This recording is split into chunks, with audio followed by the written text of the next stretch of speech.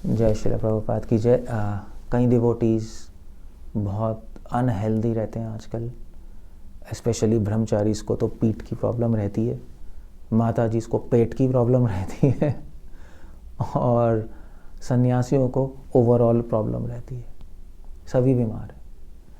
अब प्रॉब्लम ये है ना कि अगर स्वास्थ्य नहीं होगा तो भक्ति करना बहुत कठिन हो जाएगा, क्योंकि हेल्थ इज़ वेल्थ ऐसा कहा जाता है।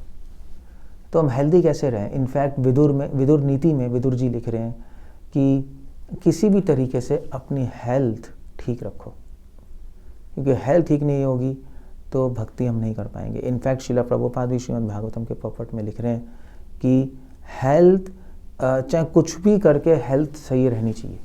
हेल्थ को ठीक रखना भोग नहीं है। मध्वा संप्रदाय में मध्वाचार्य जी ने तो हेल्थ पे बहुत फोकस किया है, स्वास्थ्य पे। मध्वाचार्य कह रहे हैं हेल्दी माइंड, हेल्दी बॉडी है साउंड माइंड। एक स्वस्थ शरीर में शांत मन होता है, क्योंकि अगर शरीर बीमार है तो मन परेशान रहेगा और भक्ति तो होगी नहीं फिर। मगर हेल्थ हम ठीक कैसे रखें? अब हेल्थ ठीक रखने के लिए लोग सुपर फूड्स खाते हैं आजकल, क्रेनबेरी, ब्लूबेरी, चीबेरी, चूबेरी, ये वो जो भी वोटर सुपर फूड्स खाते रहते हैं, मल्टीविटामिन्स खाते रहते हैं। वेल गलत नहीं है, मगर इतना ठीक भी नहीं है, क्योंकि जब तक आपकी हैबिट सही नहीं होगी खाने पीने की तब तक ये चीज़ें सुपर फूड्स काम नहीं करेंगे उसका ज़्यादा रोल नहीं है। मैं आपको बस एक 2-3 टिप्स देना चाहता हूँ आयुर्वेद से। अगर आप पूरी लाइफ ये टिप्स फॉलो करेंगे तो हमेशा हेल्दी रहेंगे बाकी तो आयुर्वेद बहुत कॉम्प्लेक्स है। आपकी प्रकृति और विकृति के हिसाब से ऋतुचर्या, दिनचर्या बनती है मगर कुछ गोल्डन रूल्स हैं आयुर्वेद के जो कभी भी नहीं तोड़ने चाहिए और आप हमेशा हेल्दी रहेंगे। वो क्या है? पहला गोल्डन रूल है कि खाना खाने के बाद कभी भी पानी मत पीजिए इमीडिएटली। अगर खाना आपका उसमें तेल और घी कम है तो आप पानी आधे घंटे या 40 मिनट के बाद पी सकते हैं। अगर बहुत तेल और घी और पूरी और हलवा वाला खाना है तो फिर आपको एटलीस्ट 1.5 घंटा, 1.25 घंटे से 1.5 घंटा रुकना चाहिए पानी पीने के लिए।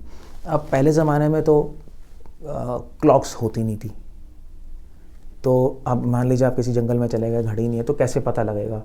घड़ी से तो एक आइडिया दे रहे हैं, मगर आइडियली कैसे पता लगता है कि खाना खाने के बाद जब आपका पेट हल्का हो जाए तब पानी पीजिए, तो आपको खुद ही पता लग जाएगा। अगर पेट भारी है और हजम नहीं हो तो पानी मत पीजिए, इसका मतलब है पेट में खाना है, और पानी डालेंगे तो अग्नि कम हो जाएगी और अपच हो जाएगा, इनडाइजेशन हो जाएगी, या खाना आपकी बॉडी को लगेगा नहीं, एनर्जी नहीं आएगी, आपको बार बार खाना पड़ेगा। ये पहला रूल। दूसरा रूल कि रात को 10:30 के बाद जागना नहीं चाहिए 10:30 मैक्सिमम टाइम है। 10:30 आयुर्वेद में लिखा है, 10:30 पे आपको गहरी नींद आ जानी चाहिए। अब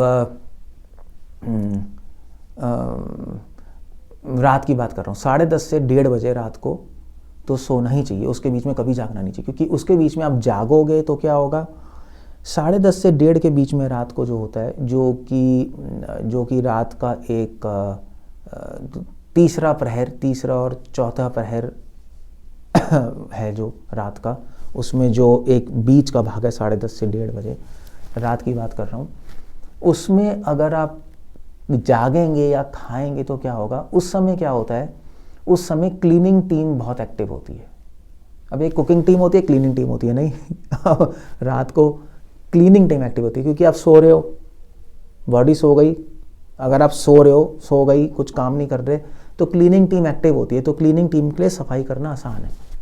अगर आप उस टाइम खा लोगे तो भैया खा लिया, नई चीज़ आ गई, क्लीनिंग क्या करेंगे? अब तो कुकिंग करनी है, या आप जागे हो या मशीन को चलाए जा रहे हो तो क्लीनिंग वाले क्लीनिंग सही से नहीं कर पाएंगे, अब और बहुत सारी चीज़ें कर रहे हो और भी चीज़ें इंटरफेयर करेंगी, तो उस टाइम सो जाओ, क्लीनिंग टीम को क्लीनिंग करने दो।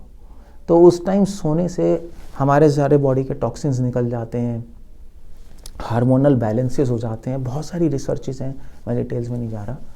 और और हमारी हेल्थ अच्छी रहती है।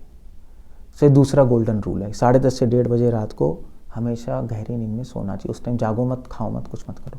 तीसरा गोल्डन रूल कि सुबह 10:30 से 1:30 बजे जो टाइम है, सुबह का टाइम 10:30 से 1:30 बजे, इसमें कभी भी मत सोना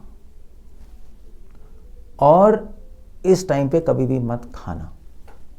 दो चीज़ें, कभी भी मत सो इस टाइम पे।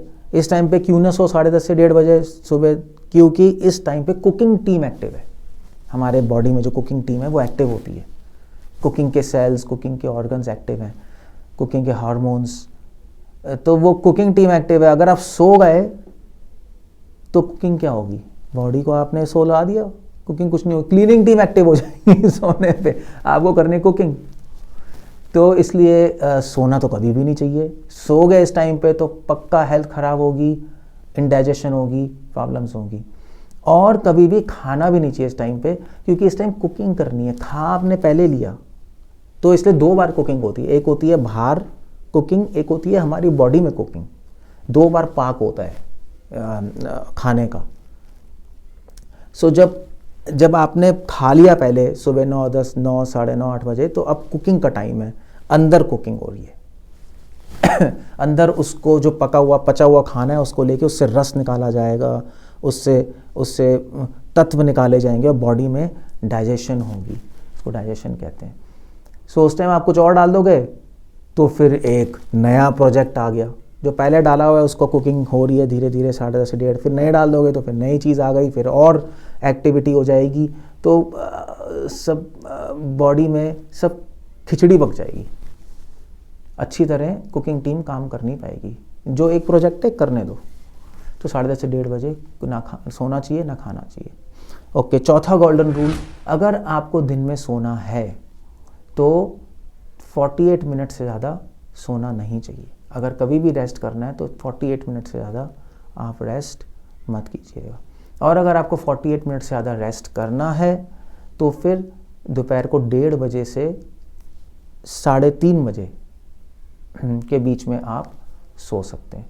वो दिन का गैप है जिसमें आप रेस्ट कर सकते हैं। आप किसी भी और टाइम पे रेस्ट करेंगे तो आपकी हेल्थ ख़राब हो जाएगी। तो ये आपका तो कौन सा रूल है ये गोल्डन रूल? चौथा, आई थिंक चौथा गोल्डन रूल है। उसके बाद ये सारे गोल्डन रूल्स हैं, तो आप इसको ध्यान रखिए। और अगर आप सिर्फ इन्हीं रूल्स को फॉलो कर लेंगे तो बहुत हेल्दी रहेंगे। ऑफ कोर्स आई थिंक तो आखिरी गोल्डन रूल ये है कि सुबह जल्दी उठें, सूर्य उदय से पहले। ये तो पुश्तैनों से ट्रेडिशनल प्रैक्टिस चलती आ रही है। सूर्य उदय पहले उठने से और उस सूर्योदय के पहले उठ के नहाने से करोड़ों बीमारियां नष्ट हो जाती हैं। सो ये आप कुछ गोल्डन रूल्स प्रैक्टिस कीजिए, हमेशा हेल्दी रहेंगे। और आई होप सो आप बीमार नहीं होंगे। बीमार तो चलो होंगे मगर कम बीमार होंगे और जल्दी बीमारी ठीक हो जाएगी, क्योंकि इस प्रैक्टिस को करने से इम्यूनिटी बढ़ती है, हेल्थ अच्छी रहती है। सो आप हेल्दी रहिए और भक्ति कीजिए, मेरी यही आशा है। हरे कृष्ण।